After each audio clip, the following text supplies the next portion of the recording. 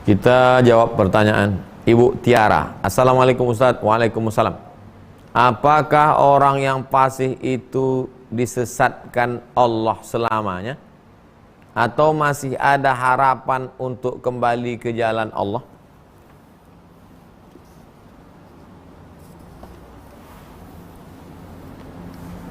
Apakah orang fasik itu disesatkan Allah untuk selamanya? Atau ada harapan bisa diluruskan Allah lagi? Mana dalil orang fasik itu disesatkan Allah? Wa ma yudhillu bihi illal fasiqin.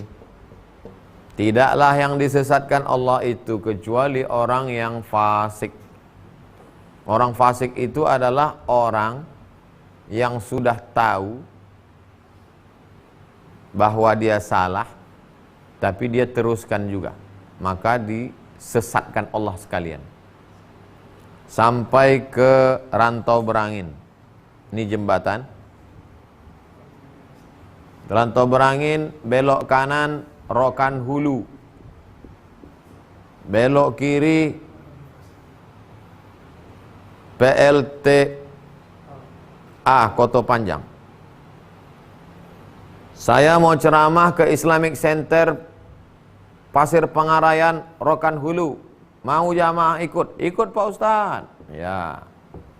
Tapi saya berangkat duluan. Baik Pak Ustadz. Nanti kalau nggak tahu jalan, teleponnya ya sampai di Kuok. Nelpon. Pak Ustadz, kami udah sampai Kuok. Gimana? Ayah terus. Ya terus. Udah lewat jembatan, nelpon. Ustadz, kami udah lewat jembatan. Ayah terus belok kanan. Ya. Sudah 2 jam. Tak ada nelpon. Udah itu. Ustadz, kami udah mau mengarah ke Kelok 9. Terus saya bilang, terus sajalah kalian. Teruslah. Ketika saya katakan teruslah kalian ke sana, itu saya sedang menyuruh atau sedang marah? Marah. Kenapa saya marah? Karena dari awal sudah saya kasih tahu nanti belok kanan. Tiba-tiba mereka berubah niat sampai ke sini. Marah saya hukum mereka. Wa ma yudhillu bihi, disesatkan Allah karena sudah dikasih tahu dari awal tetap. Tapi apakah mereka dibiarkan begitu saja? Ketika sudah sampai ke Payakumbuh, bertobat mereka. Tobat mereka. Kini kita nampaknya udah salah niat nih. Kita kan mau iktikaf di Islamic Center Pasir Pengarayan.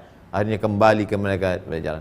Ustadz, saya sadar bahwa dari awal kan niatnya mau iktikaf Pak Ustadz, bukan mau shopping ke Bukit Tinggi. Masih boleh saya ikut ke Islamic Pak Ustadz? Boleh. Saya terima taubat kalian sebelum acara dimulai. Kalau sudah acara dimulai, innallaha yaqbalu taubatal abdi qabla an yuharghir. Taubat masih diterima sebelum napas sampai nyawa ke tenggorokan. Nelponnya besok pagi jam 8 pas saya mau balik ke Pekanbaru. Ustadz, masih boleh kami ke pasir? Datanglah kalian ke pasir, aku udah balik dah.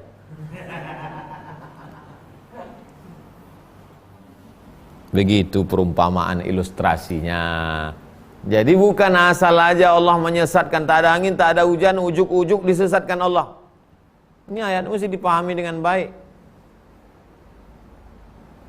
Siapakah yang disesatkan Allah?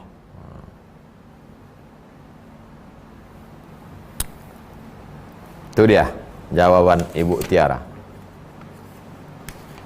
Siapakah yang disesatkan Allah?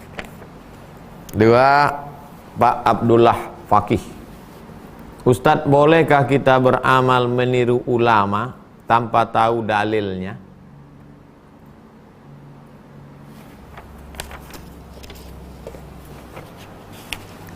Kalau tahu dalilnya, bisa mengistimbat hukum dari dalil, namanya mujtahid. tahu dalil Quran, tahu dalil sunnah, bisa mengistimbat, menarik hukum dari dalil, namanya mujtahid. Kalau tahu beramal, tahu dalilnya, namanya muttabi. Muttabi. Beramal tahu dalil, namanya muttabi. Beramal enggak tahu dalil, namanya muqallid. Kita nih pada masyarakat umum nih semuanya muqallid. Enggak tahu kita dalil. Anda disebut pun dalilnya bukan makin tahu, makin pusing kepala. Bukan senang mengambil dalil. Kalau masalahnya detail, kita tak perlu tahu dalil. Ikut aja apa kata ulama. Tapi kalau yang sifatnya umum, kita tahu dalil. Kau salat? Iya. Kenapa kau salat? Aku nggak tahu, aku ikut aja ulama. Enggak, kalau salat, dalil salat aqimus shalah. Kau kenapa bayar zakat? Wa atuz zakah. Tapi detailnya ulama. Jadi kalau ulama itu jelas ahlu sunnah wal jamaah, bukan ahlul bid'ah. Yang dimaksud dengan ahlul bid'ah itu Khawarij, Mu'tazilah, Qadariyah, Jabariyah, Hasyawiyah. Itu yang ahlul bid'ah, fitnah khalqil Quran. Bukan orang berkunut subuh itu ahlul bid'ah. Kalau orang berkunut subuh ahlul bid'ah, berkelailah Imam Hambali sama Imam Syafi'i. Dulu yang namanya ahlul bid'ah itu adalah kelompok-kelompok penyimpangan akidah. Qadariyah, Jabariyah, Mu'tazilah, fitnah khalqil Quran, Khawarij, itu yang ahlul bid'ah. Sekarang disebut ahlul bid'ah karena berbeda fikih, langsung nuduh ahli bid'ah. Apa ya? 3 Pak Pendi. Ustadz, apa hukum memakai masker saat wukuf Arafah, saat masih merebaknya COVID-19? Udah jelas jamaah haji Indonesia tak bisa wukuf. Pak Pendi berpikir nanti kalaulah bisa wukuf di padang Arafah, lalu kemudian pakai masker. Apa hukum menutup wajah melekat? Dia kalau ada hukum darurat, ad-darurat tubihul mahzurat. Kaedah ad-darurat tubihul mahzurat. Yang darurat, emergensi, membolehkan yang terlarang. Kaedah kedua, wad-daruratu tuqaddaru biqadriha. Darurat itu ada kadarnya. Ada kadarnya. Kadarnya ya sekadar itu aja, sekadar tutup hidung. Nyamlah ditambah lagi pakai tutup kepala, masker berkelambu pula. Idza daqal amru ittasa. Idza daqal amru ittasa. Kalau suatu masalah itu sempit, maka menjadi lapang. Sempit ini karena penyakit ini, maka fatwa menjadi lapang. Tapi tetap ikut saran ulama. Jangan mentang itu lalu berijtihad sendiri. Darul mafasid, menolak mudarat, muqaddam ala jalbil masalih. Lebih utama daripada mengambil manfaat. Nah, maka orang menutup hidung. 4. Suponi. Ustadz, apa hukumnya kurban dalam bentuk arisan? Kurban arisan.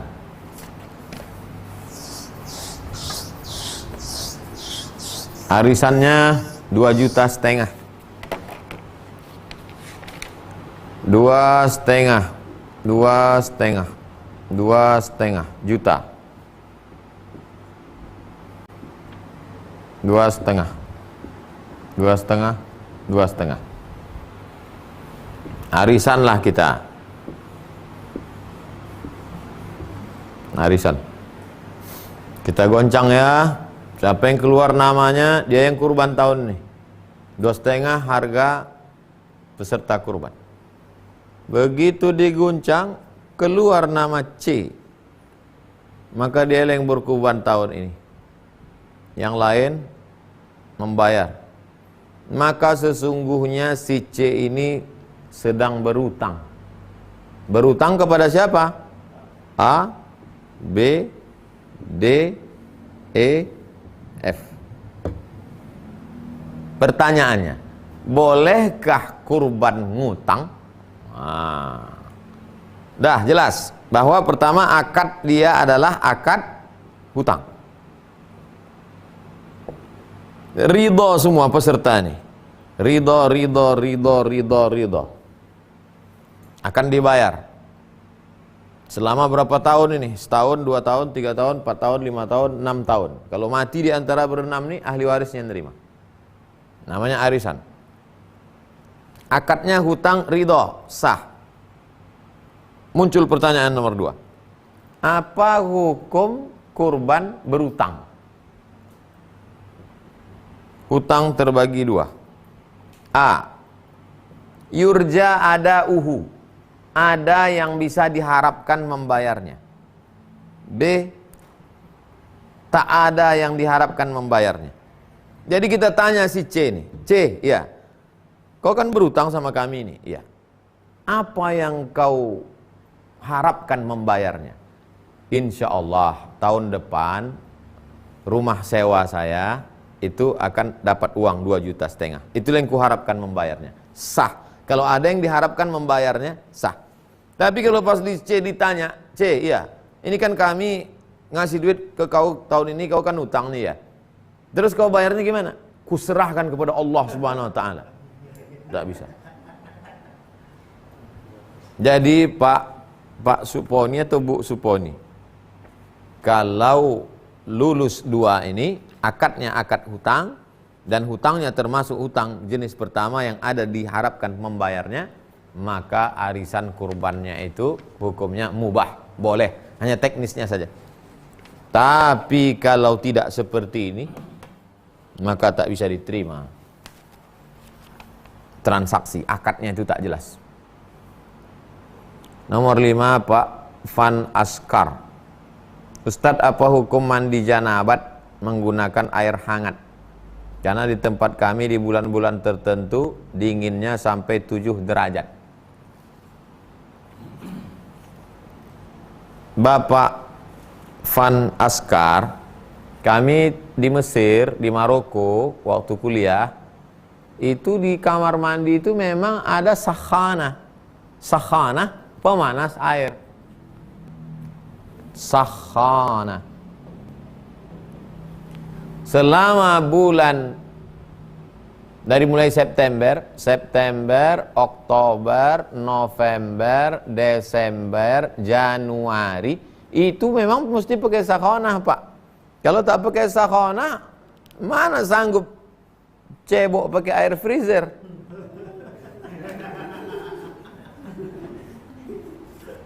Nah, jadi begitu Pak Van Askar. Jadi mandi pakai air hangat, kemudian cebok pakai air hangat, wudhu pun pakai air hangat. Karena tak sanggup, dingin menggigil. Jadi hukum mandi pakai air hangat, wudhu pakai air hangat, cebok air hangat, sah. Tapi jangan terlalu hangat, jadi telur rebus nanti. Tapi katanya Pak Ustadz tak boleh wudhu pakai air musyammas. Beda itu Pak. Yang tak boleh itu pakai air musyammas. Musyammas itu bukan air hangat terjemahnya. Air yang terjemur syams. Panas karena dijemur matahari. Panas karena terjemur matahari. Kenapa dilarang?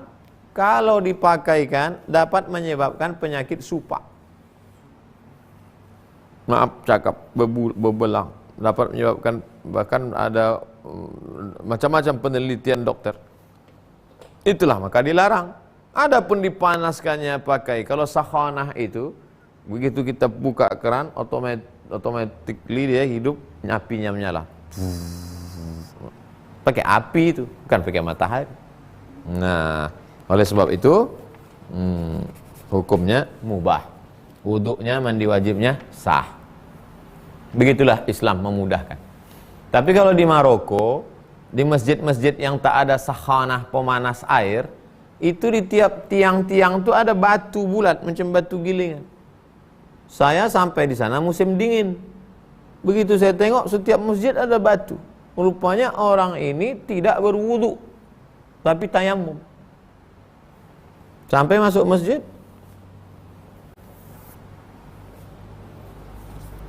tayamumnya tayamum mazhab Maliki sampai siku saja.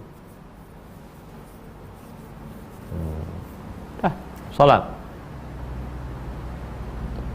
Tak ada tuh di Indonesia, tak ada. Di Sudan pun tak ada. Sudan saya pernah musim dingin Desember kemarin, tak ada. Di Mesir pun tak ada, hanya di Maroko saja. Mereka musim dingin tayamum. Jadi waktu kami sholat di Masjid Hasan II, masjid cantik besar dibangun oleh Raja Hasan II di tepi laut Mediterania di kota Casablanca. Pergilah kami sama bapak-bapak, ibu-ibu dari KBRI, Kedutaan Besar Republik Indonesia. Setelah selesai sholat, pulang ibu-ibu KBRI nanya, Ustadz, tadi di sebelah saya ada perempuan, setiap mau sholat dikeluarkannya batu gilingan, sapunya batu tuh. Salam, habis salam sholat tarawih, asal salam keluarkan lagi batu giling. Rupanya dia tayamum. Tayamum nih, satu tayamum, satu sholat. Tayamum mazhab Maliki tidak disyaratkan debu. Kita mesti nampak debunya. Dia pakai batu. Nah, jadi kalau ada keluarga sakit di rumah sakit, tak boleh kena air, bisa dipakai ini. Darurat, pakai mazhab Maliki. Letakkan batu gilingan situ. Tayamum dia pakai batu. Tapi yakinkan cuci bersihnya, pedas. Begitu juga kalau tangan itu misalnya pakai banyak jarum. Jarum di sini, jarum di sini, jarum. Nah, itu kalau pakai mazhab Syafi'i payah. Pakai tayamum mazhab Maliki. Lah, langsung sholat. Jadi ikhtilafu ummati rahmah. Perbedaan mazhab itu menjadi rahmat, bukan mempersulit. Begitulah pendapat para ulama. Mudah-mudahan kita termasuk yang mengamalkannya. Terima kasih segala perhatian. Mohon maaf segala kekhilafan. Assalamualaikum warahmatullahi wabarakatuh.